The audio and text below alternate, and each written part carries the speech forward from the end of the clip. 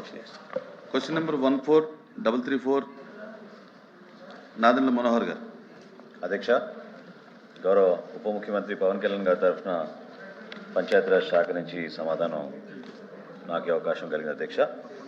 అధ్యక్ష, జల్ జీవన్ మిషన్ కేంద్ర ప్రభుత్వం ఒక మంచి ఉద్దేశంతో 2019 ఆగస్టులో దేశవ్యాప్తంగా ప్రతి ఇంటికి నీటి కుళాయి అందించాలనే ఒక అద్భుతమైన లక్ష్యంతో ప్రారంభించారు. అధ్యక్ష, ఇది కేంద్ర ప్రభుత్వం రాష్ట్ర ప్రభుత్వం సంయుక్తంగా 50% ప్రాతిపదికన 2028 కల్లా ఈ కార్యక్రమాన్ని పూర్తి చేసుకునే విధంగా ప్రతి ఇంటికి కుళాయి అందించాలి. ప్రత్యేకంగా గ్రామీణ ప్రాంతాల్లో రక్షిత నీటికి కొరవ ఎక్కడ లేకుండా ఉండడానికి కోసం కేంద్ర ప్రభుత్వం అందించిన ఈ కార్యక్రమం దురదృష్టకరం. మన రాష్ట్రంలో దాన్ని పూర్తి స్థాయిలో ఉపయోగించుకోలేకపోయాం. అధ్యక్ష, గౌరవ సభ్యులు అడిగిన ప్రశ్నకు మొదటి ప్రశ్నకు సమాధానం అండి. 2024 మార్చి నాటికి కేంద్ర ప్రభుత్వం 2254.89 కోట్లు విడుదల చేయగా ఆంధ్రప్రదేశ్ రాష్ట్రం కేవలం 1649.68 కోట్లు విడుదల చేసింది. అధ్యక్ష, ఈ మొత్తం 3904 కోట్లు కలుపుకుంటే ఈ కాలంలో ఖర్చు చేసిన మొత్తం 4002.78 కోట్ల. అధ్యక్ష, 2024 మార్చి నుండి ప్రస్తుతం 2025 వరకు కేంద్ర ప్రభుత్వం కేవలం 70 కోట్లు విడుదల చేయగా ఆంధ్రప్రదేశ్ రాష్ట్రం అంటే మా కూటమి ప్రభుత్వం వచ్చిన తర్వాత 1177.08 కోట్లు విడుదల చేసింది. అధ్యక్ష, ఈ కార్యక్రమంలో జల్ జీవన్ మిషన్ కింద మొత్తం 1247.08 కోట్లు ప్రత్యేకంగా కేటాయించి 1498 కోట్ల 78 లక్షలు ఖర్చు చేశాం. అధ్యక్ష, ఇక్కడ దురదృష్టకరమైన విషయం ఏంటంటే అధ్యక్ష, కేంద్ర ప్రభుత్వం దాదాపు 2 లక్షల కోట్ల రూపాయలతోటి దేశవ్యాప్తంగా ఈ కార్యక్రమాన్ని ప్రారంభించి సపోర్ట్ చేయడానికి వాళ్ళు సిద్ధంగా ఉన్నా ఆంధ్రప్రదేశ్లో మాత్రం అన్యాయంగా గత పాలకులు 5 సంవత్సరాల్లో కేవలం 2800 కోట్ల రూపాయలే మనం ఉపయోగించుకోగలిగాం. అధ్యక్ష, ఇది భారతదేశంతో పోల్చుకుంటే కేవలం 1.12% of 2,08,000 crores we could use, అధ్యక్ష, ఫర్ our స్టేట్.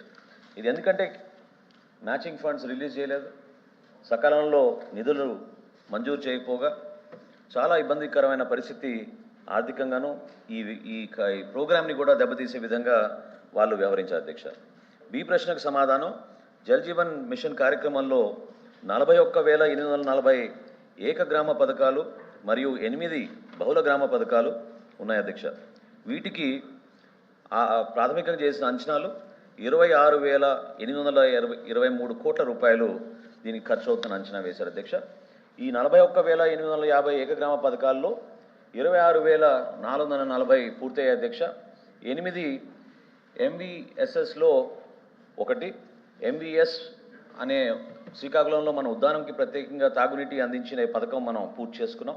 దీని ఖర్చు 4,162.95 కోట్ల. అధ్యక్ష, రామ్ గోపాల్ జేజేఎం కింద ఖర్చైన వివరాలన్నీ మంత్రి గారు చెప్పారు. అధ్యక్ష, మంత్రి గారిని మీ ద్వారా అడుగుతున్నా సార్, ఇంతవరకు మొత్తం ఎన్ని గృహాలకు కుళాయి కనెక్షన్లు ఇచ్చారు? అంటే 2024 జూన్ వరకు ఎన్ని కుళాయి కనెక్షన్లు ఇచ్చారు? 2024 నుంచి ఇంతవరకు ఎన్ని గృహాలకు కనెక్షన్లు ఇవ్వడం జరిగింది? మొత్తం కేంద్ర ప్రభుత్వం నుంచి ఇంతవరకు వచ్చిన నిధులన్నీ, అదేవిధంగా ఎప్పటిలోగా ఈ మొత్తం అంటే 2028 వరకు జేజేఎం ఉంటుందని చెప్తున్నారు కేంద్ర ప్రభుత్వం.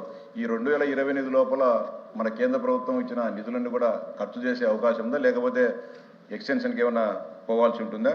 అదేవిధంగా గతంలో అనేక సందర్భాల్లో మీడియా ద్వారా చూసాం అధ్యక్ష, జల్ జీవన్ మిషన్లో అవకతవకలు జరుగుతున్నాయి, నిధులు దుర్వినియోగం జరుగుతున్నాయి, వేయాల్సిన డయా పైప్స్ కూడా సక్రమంగా వేయకుండా ఆ మందం కూడా తక్కువ వేస్తున్నారని చెప్పి వార్తలు వచ్చాయి. అలాంటి విషయాలు ఏమన్నా ప్రభుత్వం దృష్టికి వచ్చాయని అడుగుతున్నారు. అధ్యక్ష, అంతేకాకుండా మీ ద్వారా మంత్రి గారికి విజ్ఞప్తి చేసేదాకా ఈ జల్ జీవన్ మిషన్ ద్వారా గ్రామాలలో కుళాయి కనెక్షన్లు వేసేటప్పుడు సంబంధిత కాంట్రాక్టర్లు గ్రామాల్లో సీసీ రోడ్లన్నీ కట్ చేస్తున్నారు. అధ్యక్ష, సీసీ రోడ్లను కట్ చేసి మళ్ళీ ఏ విధంగా యథాతథంగా మళ్ళీ కాంక్రీట్ వేసి దాన్ని ఫుల్ఫిల్ చేయాల్సిన బాధ్యత కాంట్రాక్టర్ అనేది ఉంది. అధ్యక్ష, కానీ చాలా గ్రామాల్లో కాంట్రాక్టర్ రోడ్డు ఓపెన్ చేసిపోతున్నాడు. వాళ్ళ పని వాళ్ళు పోతున్నారు అధ్యక్ష. గ్రామాలలో మళ్ళా పంచాయతీరాజులు చేయాలి, ఆర్డబ్ల్యూ ఎవరు చేయాలనేది విషయం గ్రామస్తులకు తెలియదు కాబట్టి అలాగే వదిలేస్తున్నారు అధ్యక్ష. ఎవరైనా గ్రామంలో కొంత చైతన్యవంతుల వాళ్ళు ఉండి మీరే చేయాలి కదంటే అది కూడా కొంచెం రఫ్గా చేసేయడం, కొంచెం మట్టి వేయడం, పైన సిమెంట్ అలగడం పోతున్నారు అధ్యక్ష. మళ్ళీ దాంట్లో మీద ట్రాక్టర్లు కానీ ఏదైనా లారీలు కానీ వెహికల్స్ పోతే నిట్ట నిలువుగా రోడ్లు కుంగిపోతున్నారు అధ్యక్ష. మీ ద్వారా మంత్రి గారు విజ్ఞప్తి చేసేది కాబట్టి దీని ద్వారా ఏజెన్సీలకు కానీ సంబంధిత ఆర్డబ్ల్యూస్ ఎవరైతే పనులు చేస్తున్న ఆర్డబ్ల్యూఎస్ అధికారులు స్పష్టమైన ఆదేశాలు ఇవ్వండి. ఏదైతే ఎక్కడైతే మనము రోడ్లను బ్రేక్ చేస్తున్నామో వాటిని యథాతథ స్థితిలో గతంలో ఏదైతే ఎంత స్ట్రెంథనింగ్ ఆ రోడ్డు ఉందో అంత స్ట్రెంథనింగ్ వచ్చే విధంగా ఆ రోడ్లను మరమ్మతులు చేయాలని చెప్పి మీ ద్వారా విజ్ఞప్తి చేస్తున్నా. ఎక్కడ కూడా ఏదైతే జేజేఎం ద్వారా చేసిన పైప్ లైన్ల కోసం తీసిన ఆ డ్రైన్స్ అన్ని కూడా పూర్తి స్థాయిలో యథావిధిగా దాంట్లో నిర్మించాలని చెప్పి మీ ద్వారా విజ్ఞప్తి చేస్తున్నా అధ్యక్ష. కృష్ణ గారు. థ్యాంక్ యూ అధ్యక్ష. భారత ప్రభుత్వం 2019లో ప్రారంభించిన ప్రధానమైన పథకం అధ్యక్ష జల్ జీవన్ మిషన్. అయితే 2026-27 బడ్జెట్లో ఎంత కేటాయించారు అనేది మంత్రి గారు అయితే వివరించడం జరిగింది.